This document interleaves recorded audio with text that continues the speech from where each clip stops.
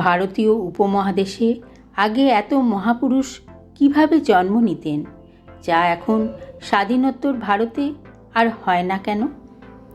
রামকৃষ্ণ মিশনের একজন মহারাজকে কিছুদিন আগে প্রশ্ন করা হয়, মহারাজ, এত মহাপুরুষ কিভাবে ভারতীয় উপমহাদেশে জন্ম নিতেন, আর বর্তমানে কেন আর সেই মহাপুরুষটা জন্মায় না? অসাধারণ উত্তরে মহারাজ শ্রী শ্রী ঠাকুর অনুকূলচন্দ্রের একটি বাণী উদ্ধৃতির মাধ্যমে বলেছিলেন, আকাশে প্লেন ওড়ে, সে তো আর যেখানে সেখানে ইচ্ছামতো নামতে পারে না, তার নামার জন্য উপযুক্ত এয়ারপোর্ট প্রয়োজন হয়। ঠিক সেই রকম এক সময় ছিল যখন এই ভারতবর্ষে উপযুক্ত মা ছিল। এখন তো আর সেই এয়ারপোর্ট নেই, তাই বড় বড় প্লেন আর নামতে চাইলেও পারছে না। আধুনিক মনোবিজ্ঞানের মতে সন্তান কেমন মানুষ হবে সেটা 85% নির্ভর করে মায়ের উপর, আর তা নির্ধারণ হয়ে যায় মায়ের গর্ভে সন্তান আসা এবং জন্মের 5 বছরের মধ্যে। মায়ের চিন্তা, কথা, ভালো লাগা, মন্দ লাগা, রুচি, আদর্শ সন্তানের উপর দারুণভাবে প্রভাব ফেলতে থাকে গর্ভে থাকা অবস্থাতেই। মায়ের কষ্ট তার কষ্ট, মায়ের আনন্দ তার আনন্দ, মায়ের খাবার তার খাবার। তাহলে মায়ের ইচ্ছা তার ইচ্ছা হবে না কেন? মায়ের আদর্শ তার আদর্শ, মায়ের জীবনবোধ সন্তানের জীবনবোধ হবে। সেখান থেকেই তার শিক্ষা শুরু, সেই 3 ইডিয়টসের অল ইজ ওয়েলের মতো।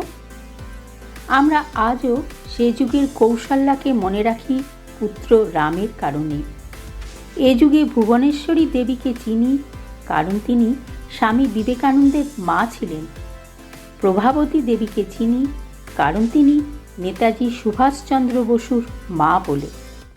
ভগবতী দেবীকে চিনি কারণ তিনি বিদ্যাসাগরের মা ছিলেন। সারদা দেবীকে মনে রেখেছি কারণ তিনি রবীন্দ্রনাথ ঠাকুরের গর্ভধারিণী ছিলেন। যুগে যুগে কত মহাপ্রাণ এসেছেন আমাদের পথ দেখানোর জন্যে। বারে বারে তারা আমাদের বলেছেন, যদি জীবন সার্থক করতে চাও তাহলে এই পথে এসো। কিন্তু আমরা তাদের সে কথা না শুনে সর্বদাই উল্টো পথে চালিত হই। এখনকার সময় কয়জন বাবা মা আছেন যারা এমন সন্তান চান? আমাদের কি অহংকার, আমরা আধুনিক, আমরা সর্বদা বিজ্ঞান মনস্ক, আমাদের ভদ্রতা সভ্যতা গাদা গাদা বই পড়ায়, অনেক সার্টিফিকেটে, ভালো রোজগারে, ফ্ল্যাট, গাড়ি বাড়ি, স্যুট বুট, দামি শাড়ি গয়না, internet, iPhone, iPad, tablet, capsule. কিন্তু কত আশা নিয়ে ছোট্ট দেব শিশুটি অন্ধকার জগৎ থেকে এলো, তাকে কি আমরা সত্যিকারের আলোর সন্ধান দিতে পারছি? সেই সত্য আলোর পথ তো আমাদেরই অচেনা। ছোট্ট নরেন তখনও বিলে একটা অন্যায় করল। মা তাকে কোনো কটু কথা না বলে, কোনো শাস্তি না দিয়ে একটা কাগজে সেটি লিখে ঘরে টাঙিয়ে দিলেন।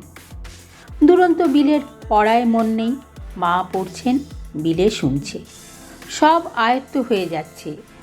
মা শিক্ষা দিচ্ছেন, বাবা, জীবনে যেটা সত্য বলে জানবে কখনো সেই আদর্শ থেকে সরে এসো না।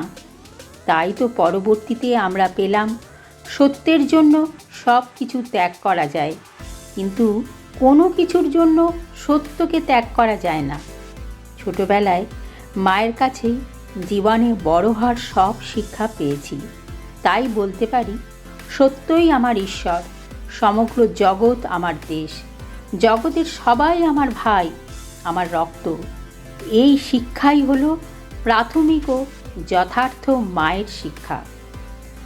14-15 বছরের সুভাষ বসু মাকে চিঠি লিখছেন, তোমরা আমার কাছে কি চাও মা? তোমরা কি চাও আমি লেখাপড়া শিখে ডাক্তার ইঞ্জিনিয়ার হই, আমার অনেক টাকা বাড়ি গাড়ি হোক? নাকি এই চাও আমি পৃথিবীর সব থেকে গরিব হব, কিন্তু এমন মানুষ হব যেন শ্রদ্ধায় পৃথিবীর প্রতিটা মানুষ মাথা নিচু করে?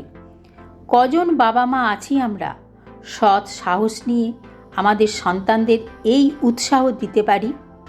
বলি শুধু পড়ো, ভালো রেজাল্ট করো, টাকা রোজগার করার একটা মেশিন হয়ে ওঠো। আমরা শেখাই কি করে সে মিথ্যাবাদী হতে পারে, কি করে সে আরও স্বার্থপর হতে পারে। ছোট শিশুর কোমল অন্তরে এই বিষবৃক্ষ আমরাই লাগিয়ে দিই। আমরা সত্যি একসময় যখন সে আবেগহীন, ভালোবাসাহীন, বিবেকহীন মেশিনের মতো আচরণ করে, তখন আমরা বুক চাপড়াই। আমরা প্রত্যেকেই দ্রুত গতির এক ব্রেকহীন গাড়িতে উঠেছি, যার গতি শুধু বাড়তে পারে, কমে না। আমরা ভেসে চলেছি, সন্তানদেরও তুলে দিচ্ছি ব্রেক ফেল করা আর এক গাড়িতে। এই গাড়ি কখন থামবে আমরা কেউ জানি না, তবে যখন থামবে তখন মনে হয় সব শেষ।